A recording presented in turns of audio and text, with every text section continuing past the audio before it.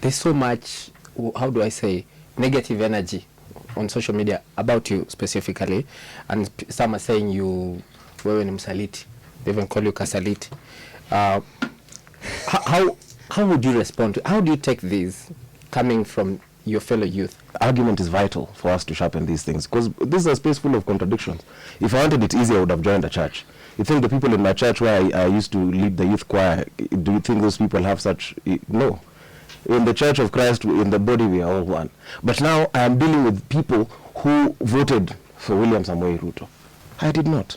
I am dealing with people who are now telling us that the right thing to do is to join the People's Opposition led by Rigathi Gachagua. And you forget that he was in government when we were on the streets in June. The same man has a court as a case in the Court of Appeal that is praying to be reinstated in this government that he is telling us is very, very bad. So you're telling me to join groups that are led based on tribal factions. But that one is not a problem.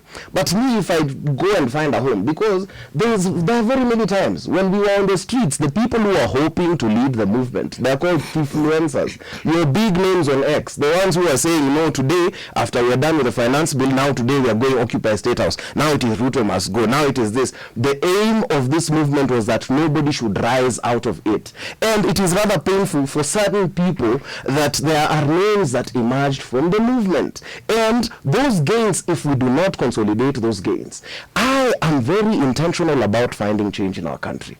I looked and I analyzed at the time the party that I would have joined that aligned most with my values was the Orange Democratic Movement. You cannot tell me that a party that managed to garner 49%, if we were to go about to assume the 2022 election result was right, that garnered half the country does not have members. I said I want to be in a structured place where I can be properly mentored, where I can meet with like-minded youth. At that time, the vehicle that was readily available for me was the Orange Democratic Movement. So whether or not you call me a traitor or a sellout, that is upon you. But it is okay, you can insult me, but tell me, by Jove, in principle, where have I erred?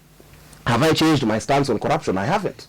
Have I changed my stance on on the auditing of public debt? No, I haven't. I have not changed my stance on meaningful inclusion of the youth in public governance, because, and sometimes I have to speak very painfully, when I joined the party, part of the ruling narrative was that we went and we shook the government and my party leader stabilized it and then 4 people joined government.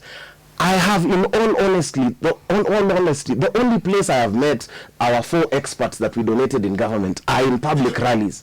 Therefore, I cannot sit here and defend them because they are in cabinet. If the government is to be defended, it will be defended by them. But me, as a young person in the Orange Democratic Movement that still believes we want to capture political power, even us in the Youth League, we are hoping that we can clinch that presidential seat. We have to hold this government accountable. So you will not find me, and I am not a legislator. My work is to criticize. You already have 4 experts from our party. If you need more than that, that means this government is on its deathbed. So you are, even if we give you... You're a youth expert yourself. I'm not. So I am in the Youth League. I am in the Youth League, and my position is to hold this government accountable. I am saying that if you got 4 of the top best brains from the Orange Democratic Movement, and those voices are not enough to defend the government, no matter how many voices you get, we will never get an eloquent voice to defend the government. So you're saying you're not supporting this broad-based arrangement and everything? Or what I am saying is, I know it exists, but I shall hold it accountable to the hilt. If I see corruption, I will call it out. The question, Kasmuel. Whether I support or not. Yes. But my support is irrelevant. But it's important to know where you stand. But that is just gossip, Emmanuel too. That's what Kenyans are excited about. What I am saying is, because if the government... No, I'm not. If President Ruto, for example, says that tomorrow he will jail all the corrupt CSs, tomorrow you will see me clapping for him. But if police kill people tomorrow but one, you will see me criticizing him. So it's not about support. If it is about support, I would have voted for him. So you don't support me? I don't. Personally, I don't. If you want a simple answer, then I do not. Okay. Yes. Thank you, Kasmuel. We'll come back. Of course, all of us know that there are 2 ODMs now as we speak. There is ODM in opposition and then ODM in government. Now, the ODM in government, or the politreneurs, the guys who are the entrepreneurial side of ODM, really surprises me. Because if I listen, when I listen to Kaluma, I look at Junet and his team, then I know that by electing Kenya Kwanza, Kenyans actually stood in the way of a bullet. That is a fact. It's not disputed. We took a bullet when we voted in Kenya Kwanza.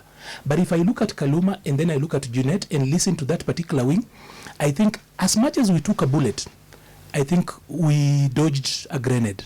Because had ODM and Azimio won, if what Kaluma and Junet are doing, that would not have been a bullet. Kaluma will be the CS for education.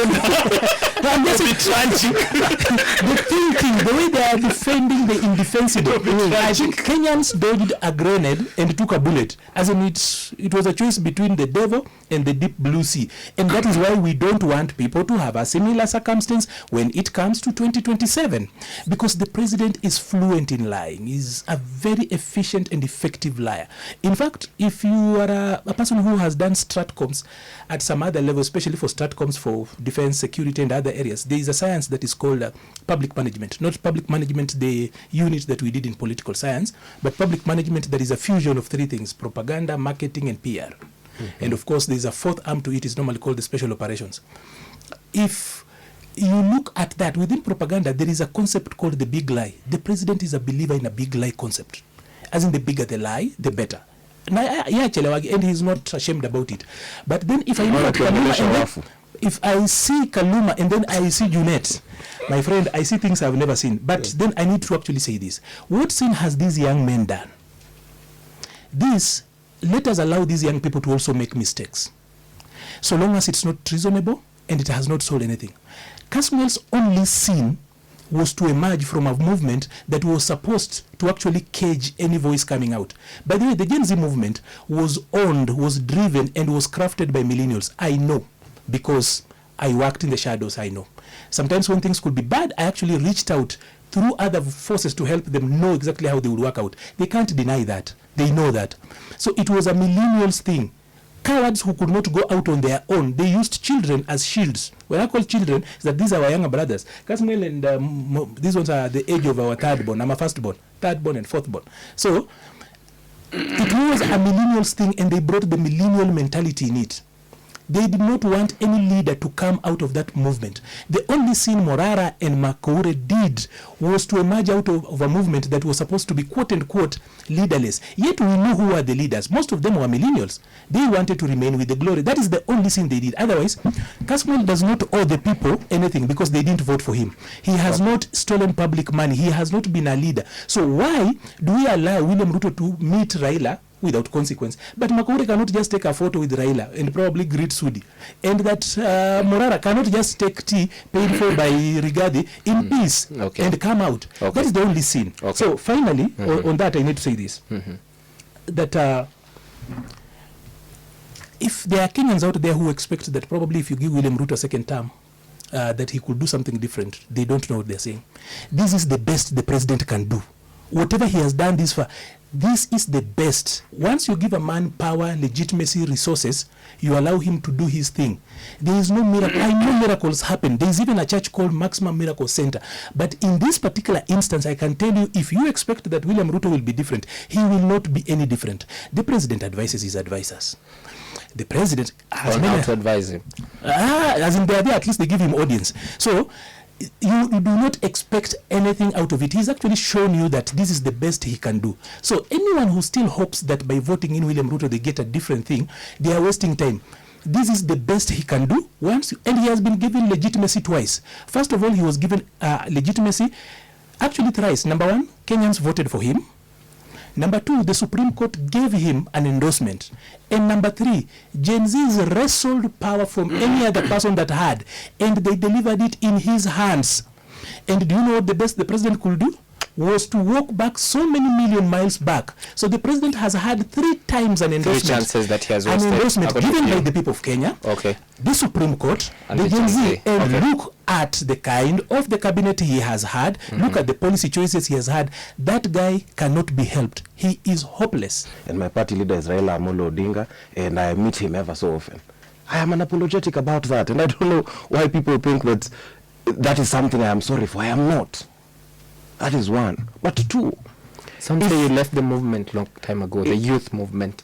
If I had joined the status quo. But there's a youth league that exists in the Orange Democratic Movement. Are those not youth? So you're telling me that any youth who wears this orange t-shirt or the orange hat is not deserving to be called a youth? When I go and address 15,000 people in Busia, those are not people. In your eyes, they are lesser than. When I go and address 10,000 people at Homa Bay, those are less than. When we go here and we have our meetings in the various caucuses in Nairobi, those are not youth because they are in ODM. I am saying that this thing you will not manage to shame me from. I have said I am not looking to, you cannot shame me in or out of any movement. I am in one movement. That movement is called the Orange Democratic Movement. 2, the political class has become very crafty. And I think this is a conspiracy at a very high level. And I will say this. Currently, the president and this thing that is, this animal that is calling itself the People's Loyal Opposition, have taken away everything that we stood for last year, and they've made it a game of their own. Therefore, you find whenever the president and his minions are going out for rallies, they say, wale watu ingine ya must go. Hawana agenda, ingine agenda yao peke yao ni Ruto must go. Have you ever heard any of these politicians say Ruto must go? They go to rallies and they say, kama mnataka hii mambo ya SHA ifanye Kasogo, then the people say aende, kama hii nataka hii mambo ingine ya masomo Kasongo. And they have taken everything that the young people fought and died for. They were killed in vain. And now they've made that look like a movement of certain tribalists versus certain tribalists. But you as a young person, you want to sit down there and type and say, Kasmuel, I have no time for that nonsense. As we have said, I want to be in an organized movement. The ODM is it gives me a very well organized platform. With youth leaders I can meet. In Nairobi I can meet Akina Ndacha, Akina Vuke. If I want to call for mass action, I just call my fellow youth leaders and ask them, excuse me, Kiongozi uko wapi? When I want to go to Homa Bay, ask John Odhiambo uko wapi? When I want to go to Kisumu, I know who to call Akina Ken.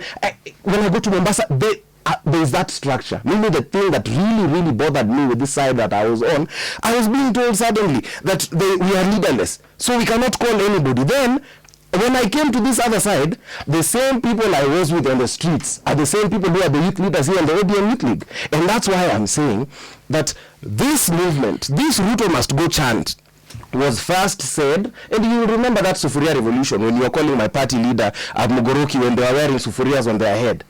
In 2023, then we came and brought this whole struggle to fruition in 2024. It was the young people. So the thing which I am saying is, a lot has been taken. Right now as we speak, there is a list that we had provided because these old people had said, you people the only complain and you don't give solution. We provided lists and said, these are the competent people we would love to see in certain positions. It was completely ignored. So we gave a president a carte blanche, and what he decided to do was treat this as a political situation. That was one. Then 2, it has gotten to the point where the youth voices have been so stifled and they are so excited that kazi yetu ni kupigana social media too. So you have a few commercial activists who want to think that they will drive a political agenda. They themselves, they are only interested in grant writing. And that is why you will see them. So whenever they need political clout, they will come and stay around us. But they want to pass these really funny bills and funny mass actions because they know that Westerners are going to bring the money. I have said time without number. I don't want to be a part of that. If that is what you're calling a movement, I do not want it. I am comfortable here at the Orange Democratic Movement, and I will fight for the young people of Kenya here in this party. We have fought for so long, and we might not have clinched that presidential seat. But I am also struggling to liberate the youth who are in other parties. So you tell me right now that KANU party can sit on social media and type, and you will clap for them and say that KANU, because KANU is insulting a popular musician called Dr. Pizzo, that suddenly KANU is a saint. We are praising KANU. And you want to blame me for joining the Orange Democratic Movement? Let me add something, Emmanuel Too. When we talk about the issue of projects, we have the Jubilee Party, which used to be in power. The Jubilee Party is coming back with a candidate. Now, the Jubilee Party, which is coming with a candidate, and the candidate is pretending to be our future. He's saying, I am going to be the future of the new Kenya. Jubilee Party has been in power before. Now it is coming back. And saying that they want to be the future of the past that they already destroyed.